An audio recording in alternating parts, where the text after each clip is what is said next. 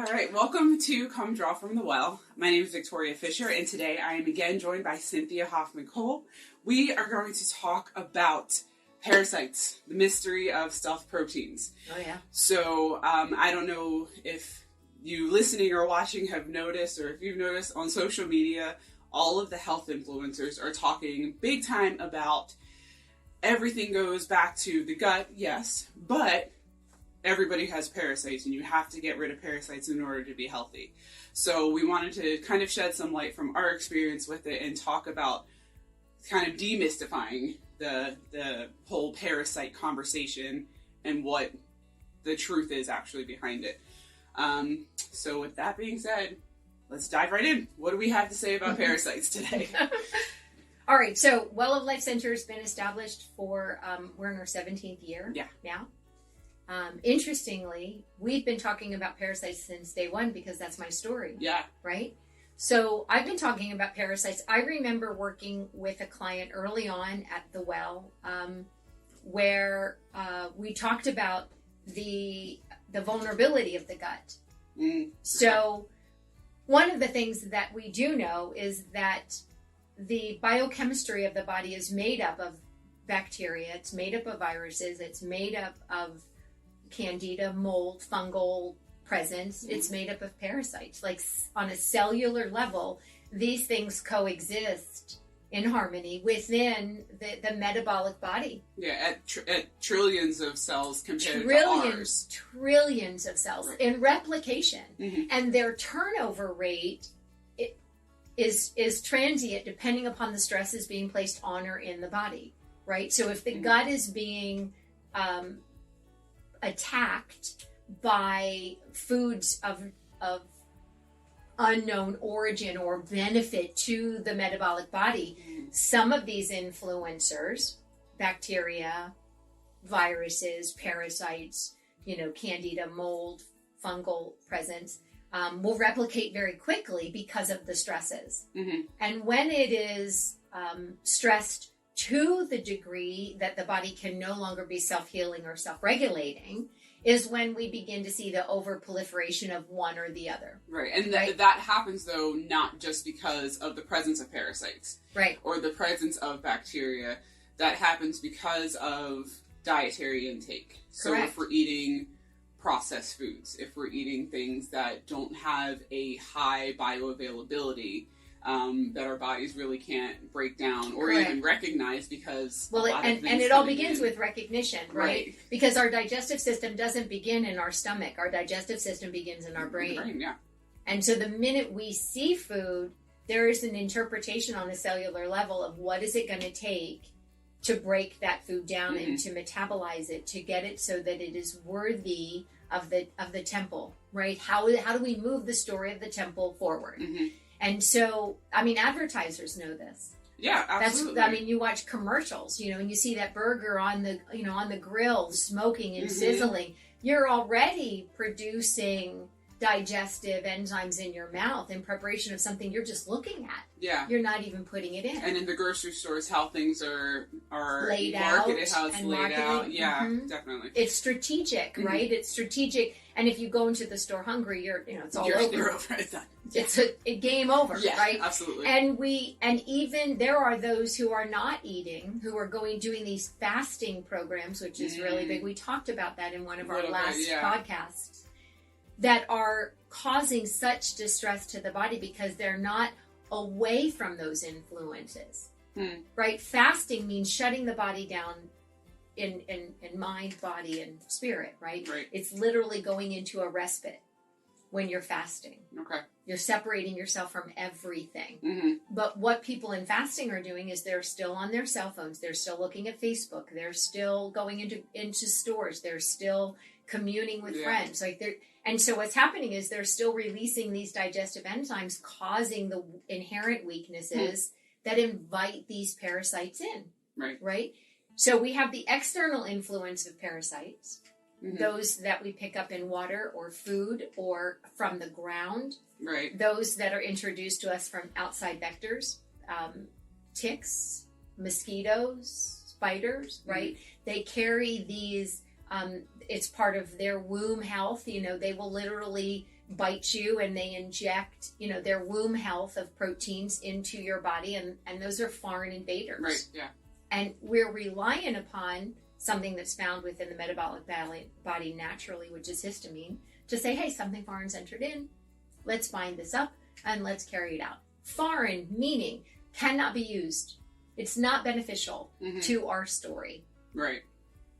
And so since the beginning of the well, we've been talking about it. This client coming in, as I was sharing earlier, when we began introducing the concept that there was a parasite that was present, I can remember the argument toe-to-toe, very well, that I'm making it up. That it's not possible. It's not part of the story. It's not, there are no such thing as parasites. I didn't go to Israel. I didn't go to Egypt. I didn't go to Africa.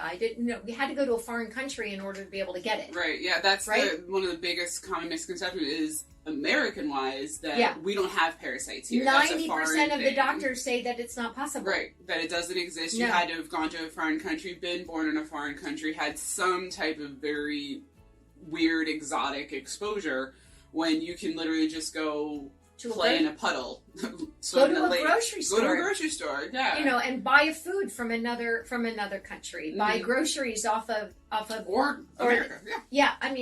The problem is that we're cross-culturing.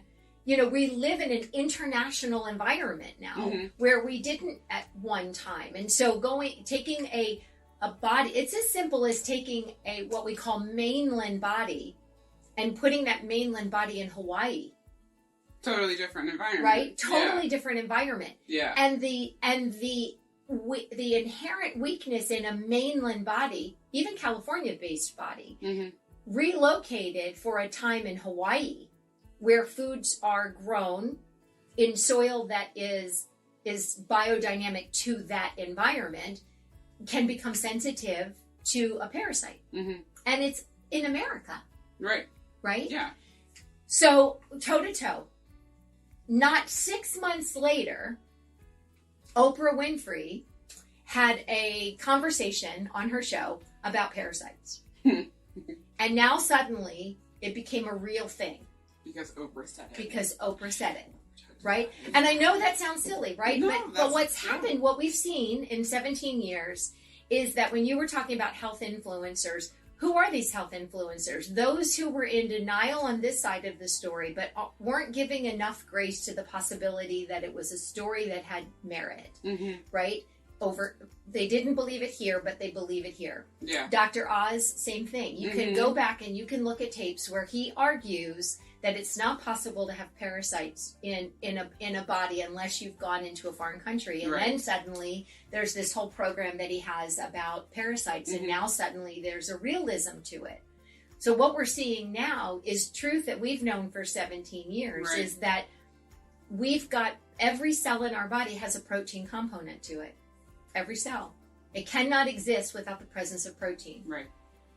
That's what drives the engine. That's the ATP. That's what gives that cell the energy. It's its fuel, and it's supported by amino acids. It's supported by minerals. It's supported by essential fatty acids. It's supported by all of these other streams. But the engine has to continue to burn, and it needs that protein to do so. Right. So what's happening right now? What's happening right now in the dietary world? What is the big push right now? We saw it early on 17 years ago. We've talked about it, right? With the plant-based and vegan, vegetarian. Yeah. 17 years ago. Sickest people that walk through our door, vegan vegetarians. I'm sorry, I'm not judgmental. I'm just simply saying this is the evidence of what we're up against, right? I myself, that's part of my story. Right. But now we're in this whole plant-based dieting. And in the plant-based dieting are fake meats, are fake proteins. These aren't proteins that are designed in nature to do what nature asks us to do. Right. And sometimes too much of a good thing can be a bad thing, right? Yeah, absolutely. I can have beans, but if I'm not if I'm not balancing it with other foods that are designed to stoke, to build, to create harmony within my digestive system, I'm going to have that inherent weakness that's going to invite the overproliferation of these proteins that break down. Right? They're like little Pac-Men. Right. They break down the fat. They break down the sugars. They break down. And so now they're talking about these parasites. Yeah. And what are they really talking about? These kind of rogue proteins. Rogue proteins. Yeah. Now, with all of that, I'm just thinking about it. Could it even be that some of these rogue proteins are even like self? They're our own. Yeah, they're our own proteins in the tissue breakdown because of the loss of integrity, because of the loss of structure, like the raw materials. So we're not getting the raw materials in. Yeah. So now we have these little proteins that are being kind of kicked off. And they develop a community, right? They develop their own little community. It's a coagulation of their existence, right? So if a cell is damaged and it's lost, I'll put it into the simplest of terms. So if a cell, which is made up of a complication and a compilation of this network of intricacies. If it loses a function, it searches out for a cell that has that function, and it attaches itself. Okay. And when it attaches itself, each cell in the body dies and gives birth to its like self. So it's an unhealthy cell having attached itself to a healthy cell because it benefits from you, right? Okay. Benefits from that. And so what you have is... Parasite. That's a parasite. Right? Exactly. That's what a parasite is. Because remember, if whatever that cell is missing, having attached to another cell, right? It's going to live off of that and pull from that. Exactly. Yeah. It's a vector. Right. It's a vector within its own existence. But now picture that if this has got a protein and it's bound to another protein, because it might be missing an essential fatty acid, it might be missing a mineral cascade conversation, right? It might be missing something here, but this cell has it. And now we have this coagulation that says, oh, hey, I'm going to attach myself to you because I'm in need, right? Right. And I'm going to live off of you, vector personality, right? Parasitic personality. Right. Now what we have is a cell that doesn't just have its own natural healthy balance of proteins. Now it's got an overproliferation of protein. Got it. Yeah, because it's still that unhealthy cell is still bringing something to the table. Correct. Even though it's incomplete in and of itself, it's still bringing something to the table that healthy cell doesn't need and or want. Right. So now let's imagine that you've got too much of that stuff. It's within the cell to detoxify. The cell knows how to detoxify. Let's just get some of these, again, health influencers. Let's just lay it out on the table. You don't have to tell the cell how to detoxify. God designed it to do so. Absolutely. I cut myself. I do not have to send a message to my body to teach it how to heal. It already knows how to do that. These are mystifying. This goes beyond human comprehension. This is a spiritual dialogue that we do not have access to. But if we settle into the known that there is something that is innately available to us, it's the detoxification process. Yeah. Since the beginning of time, the cell knows how to do it. It's been designed to do it. When it can't do it, it's not as simple as telling it to do it. It's not as simple as saying, here, take this glutathione and detoxify. You've got MTHFR, conversation all of its own, right? You've got these weaknesses, these inherent weaknesses in the cell. It could be because if you've got these coagulation of cellular distress, it can't detoxify well because there's an interference field in its ability to do that, right? Yeah. So do we need to take extra methylation to teach the body how to do that? Do we need to take extra glutathione to tell the body how to do that? Or do we recognize what the influences are, which may be an overproliferation of these proteins, and clean them up on a cellular level? And then once you do that, you free the cell up to go back to doing what it's been designed to do naturally, and it can. Now, with that being said, though, there could, though, be some deficiencies, not because the cell doesn't know how to do it, but because of the level of toxicity or dietary influence or emotional components that Big have time. now taken the body out of that. Mm-hmm. So sometimes there may be a need to replenish. Is that safe to say? Yeah, I mean, it's identify first what the stressor is, Mm-hmm. right? And in identifying the stressor, you free the body up from that sympathetic scream, Right. right? And once you do that and you lower the burden Mm-hmm. of whatever it is that's stressing that body, the cell will, on its own, be step to the plate. Right. Right? So the answer to that is yes and yes, right? Mm-hmm. So we know that it can. We know that it desires to, because it never stops trying to compensate. It never stops trying to find its way back to that homeodynamic state. Right. I do not like that statement, homeos. No, our bodies are dynamic, and we're always going to change and Always. adapt Yeah. because our environment's ever changing. Our cells are ever changing because of our environment, the people we're around, the influence that we have, the air that we breathe, the thoughts that we think.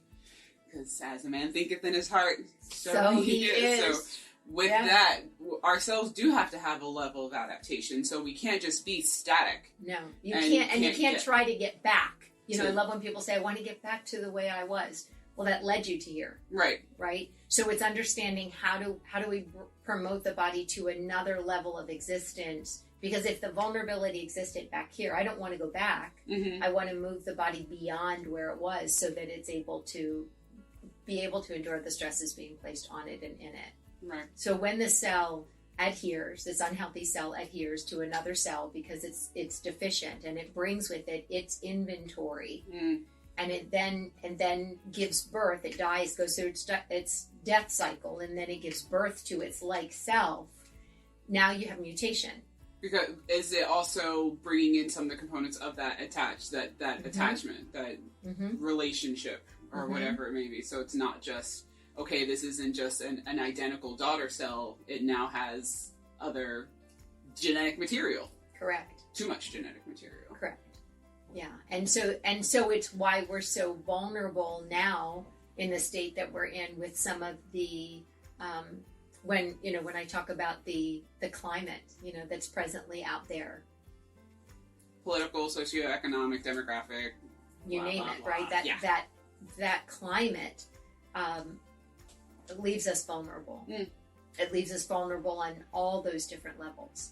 And so when this mutation happens, and then you come in contact with something that is chemically derived, and it's placed within the human host, and then we ask the body to deal with that, and we already have that sensitivity, within the cell-to-cell communication, then what we do is we begin attacking ourselves again. And that's what a lot of these rogue proteins are, these stealth proteins that are causing disease pathology within the body, is that we had the coagulation, we now have the mutation, we now have the vulnerability of something chemically derived being put into the human host, and the inventory of how to come up against it isn't present. The cell no longer knows how to identify good guy versus bad guy. So everybody's a bad guy. And that's what a lot of these stealth proteins are. Right. And so they come off as being parasitic in nature, because again, the cycle continues to repeat itself. So just to clarify, we can absolutely have external parasites that come in, create a level of stress. Sure. And we do have protocols and things in place if that is something that your body is indeed dealing with. Yeah. But we don't just want to say, hey, go on a parasite detox because parasites are killing you and robbing you of everything, and you need to kill parasites in order to move forward. Yeah, that's a dangerous thing, because you're gonna push that liver. 600 functions. Liver's got 600 functions. You push that liver too hard, and what function is going to check out? Or too right? Yeah.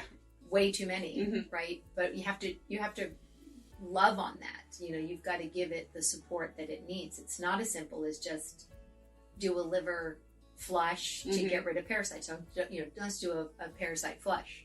And that's what a lot of the influencers are talking about. Yeah. And that's a dangerous game. Yeah, absolutely.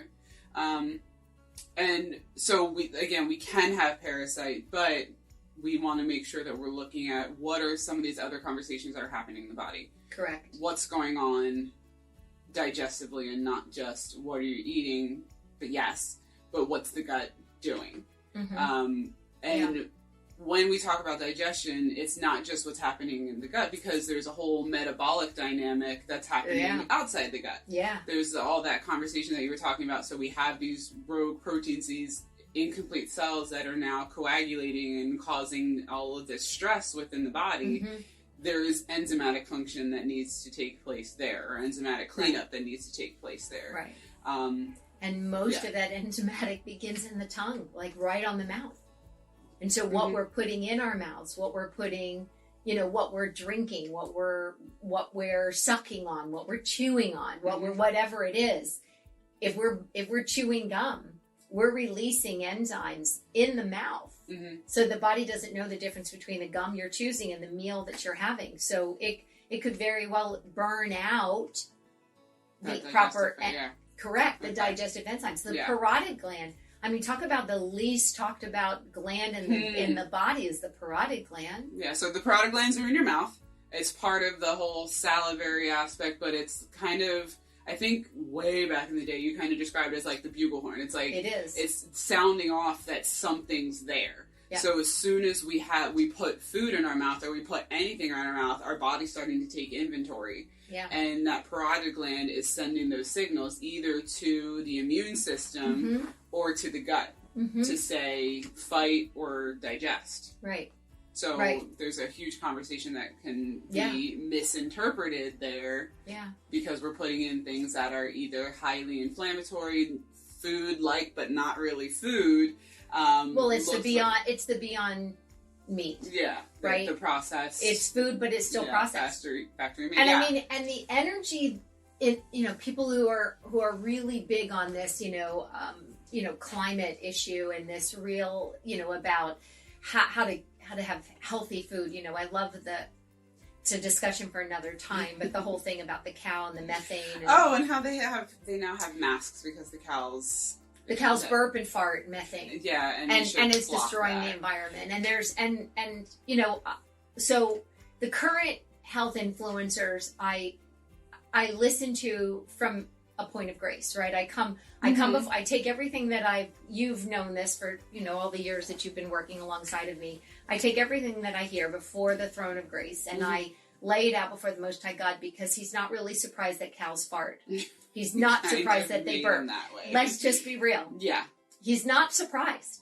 He's not surprised that the sun comes up every morning and then goes down every night. He's not surprised that there are rays that the sun produces. He's not surprised by that. Right. How we interpret that association is between us and him. Right. And he developed all things for the good of those who were called for his great glory. Right. So the goodness of what he has for us is ours for the taking. And then we're called to be stewards over it.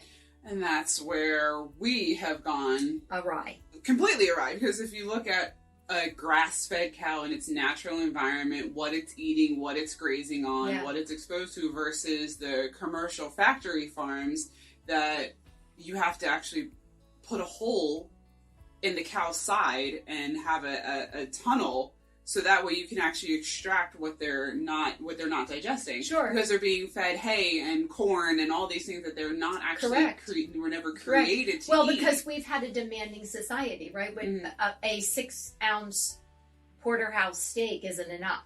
24 ounces must be consumed. Yes. Yeah. Right. I mean, and truly metabolically, you can't even utilize all 24 ounces of that metabolic protein. Right. Right? 24 ounces of a steak, you're lucky if 3 to 4 ounces of that available protein is actually used to help edify your body. The rest of it is causing cellular damage that's causing the coagulation that's putting us into the point where we are mass producing these rogue proteins.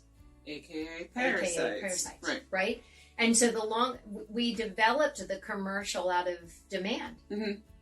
But if you look at historically, they weren't eating the way we are eating today. Right. I was just over in Europe, and I was shocked, pleasantly shocked, at what the offerings were.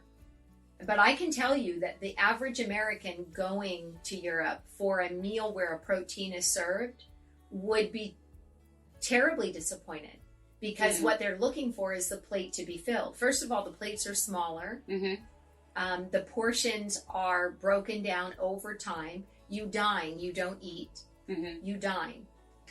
Literally, they can eat late at night because they eat in stages, and they give their bodies rest in between each portion. Shocking. But what have we been talking about for how many years? And went there, came home, no poundage, none.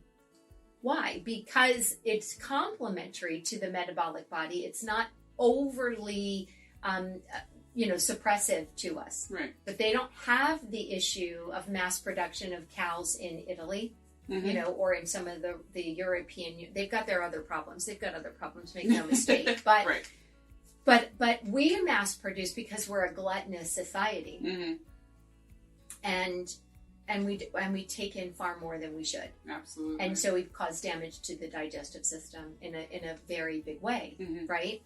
So when we look at the environment and we say, I want food that's going to be better for the climate. Don't eat cow because I'm going to make fake meat for you. The energy that's needed from a factory point of view to mass produce fake proteins is greater an influence on what will ultimately be more damaging to our environment because of what's necessary, what energy is necessary to make something fake, is going to be more damaging to our environment in a different way than what nature provides. And if we just go back to doing in the life of a cow what a cow was designed to do, we wouldn't be having this issue. Because the truth is, if I eat junk, I get gassy. Cows eat junk, they're going to be gassy. Exactly. But most cows, they'll poop, they're supposed to, and they'll pass gas, they're supposed to. Gas isn't always a bad thing. No. But if they're burping in commercial environment and they're pooping or farting in a commercial environment, it's because they're eating foods that they shouldn't be eating. Right, absolutely. And which goes back to now we've taken things we've gotten out of the natural order, the natural way of doing things, and it's come down to the human influence that has put us into a place where now we need different alternatives because we've adulterated what God has originally designed. I love the book. I've had all of our staff read it, Omnivore's Dilemma. Love that book. And because it really, and I actually think it should be on the must read for every child. And they do have children's version of it. They do have a children's version, yes. Which I'm really excited about. We've been talking about this since the beginning. But I make all of our staff read Omnivore's Dilemma because I want them to understand kind of where we're coming from, our model. If you're going to work here, you're going to be a part of our story. There, you have to have an understanding of why we do what we do. Absolutely. And Joel Celestine, who I just adore in Virginia, talks about the biodynamic farming. He talks about how we build a farm that each member of the family in the farm feeds the existence of the other. And when the conversation, I watched an interview with him when the agenda, of course, was that cows are bad. I mean, I'm in my 60s now, and I've been around long enough to remember that eggs were bad for you. I've been around long enough that beef was bad for you. Butter is bad for you. That butter was, because margarine, margarine was like what I grew up on, right? And thank God for my adopted grandmother who, gave me butter and, for the first time, found heaven on earth in a bar. And still find heaven and earth on a bar. Isn't that funny? It's Pure Bar. Sorry. But when we look at it, I've been around long enough to say that if there's an agenda that's out there to try to shut down a market because something needs to be promoted, you know, robbing Peter to pay Paul. That's the old expression, right? Yeah. Something will always be bad. Something will always be bad. And yet, if all of nature was bad, what was God thinking? What was he thinking? Yeah. It's not God that made the mistake. We have. Right. We've misinterpreted that which he intended because we haven't honored it the way it needs to be honored. And it also goes back even to the flesh and the sin nature that we want to be God. We want to be like God. So we take what God has created because we can't create on our own. Amen. And then we take it and make it our own, and it just falls apart. It doesn't work the way, because we are finite. We don't have the resources. We don't have the infinite wisdom, and we are not outside of space and time. We're created beings, and we can't create. So and I can remember when fat was bad, and you know, if you have cholesterol issues, you go on a fat-free diet. And what we found is people early on in the well, fat-free diets were really big because cholesterol was bad. So they were on a fat-free diet, and what ended up happening is they were developing blood sugar issues. People were coming in with pre-diabetic symptomatology, and their cholesterol didn't get better. Right. It just didn't. And they were in the absence of fat. What started happening is short-term memory loss, issues with hormonal disruption.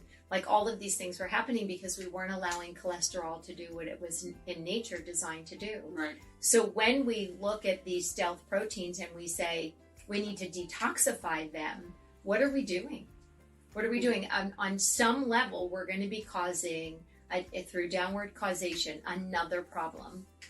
And we really need to take pause to it and just go, just because it's in doesn't mean, you know, it's great. Hey, look, as you know, I'm always I remember when the whole CBD thing started happening, right? What did I say? It's out, you know. I would say the jury is out on it. Let's take a step back. Take a step back. I don't jump in. I wait. Right. And we have found ourselves to be tried and true, consistently true, because we will step back and do the research. We want to wait. We want to look at it from a big picture, and then we bring everything before the Most High God and say, how do you want this woven into your story for your children? Yeah. And I can't honestly say that we were wrong about the whole CBD thing. No, and because we don't promote it as like, okay, you need to take it for this reason. It's part of our story, but for a very different reason. And where actual research has gone, it's part of our story in the spike protein aspect, which also parasite, parasite conversation, which is what's happening right now. Right. So it's more in that aspect, and not and looking at, okay, we have the information about. Now we're doing a little rabbit trail, but with the endocannabinoid system, it's looking at that. Okay, it's not the CBDs and the cannabidiols. Yeah, it's like, okay, let's feed the endocannabinoid system. Right. Let's optimize that, because that's what God designed. Yeah. He designed us with the system. I mean, were you ever in school talked about the endocannabinoid system? No, not one bit in nursing school, not one bit in biochemistry or anatomy and physiology, nothing. We didn't talk about that. And when we talk about it with our clients, when they were talking with us about CBD and we talked about the endocannabinoid system, they were looking at us like, well, no, I just want CBD. Let's look at, okay, what is this endocannabinoid system? And that will maybe have to be another whole topic. But that's what I love about, you know, what we do, is because we're not just going to be nutritional influencer and say something is so black and white. We really do want to talk about it from a collective dialogue. We want to build our clients up to be educated so that they can make the educated decision. And so when we look at what's happening with, again, in our climate, with the spike proteins, and the fact that the body is getting them in mass production, and those spike proteins are viewed within the human host as an external protein, a rogue stealth protein, the body's viewing it as a parasite. Absolutely. And it's mounting a war up against it. And it's saying, you're not natural. You're not supposed to be here. And so if 70 to 80% of the immune system is in the gut, we're going to have gut disruption. Absolutely. And we're going to have anxiety. and we're going to have, pituitary distress hormonally because of the conjugation of that hormone in the stomach. So the thyroid issues, we're seeing more and more of those take place in the presence of these spike proteins because, again, stealth proteins in a body that isn't metabolically sound is going to stress out not just one part. It's going to have a cascade of effect on so many others. Absolutely. And we want to educate. We want to help people understand your thyroid issue is not just about your thyroid. Your TSH is not about the thyroid. It's about the pituitary, right? So we want to help people understand that sometimes it's about what they're putting into their body that's influencing these numbers, and that it's not as simple as just taking a medication or taking a supplement. Or because taking a oftentimes supplement. people come in and they say, I read about the supplement, I heard about this, and I should be on this protocol. So what do you say to clients who say, I think I have parasites, I want to be on a cleanse, I want to try this protocol, I bought this protocol because I've had clients come in and they're already an established client here coming in and they do their research, which is totally fine because we want clients to be educated, but they take that step and they say, well, I think this is what I need, so I'm going to buy this protocol. Well, and I watched a podcast. Yeah. Sorry. Thank you for joining us on today's episode of Come Draw from the Well. Since we had such a great time talking about parasites and the mystery that is this stealth pathogen or stealth protein, we're going to continue in part 2. So please join us for part 2 of Parasites, the mystery of stealth proteins.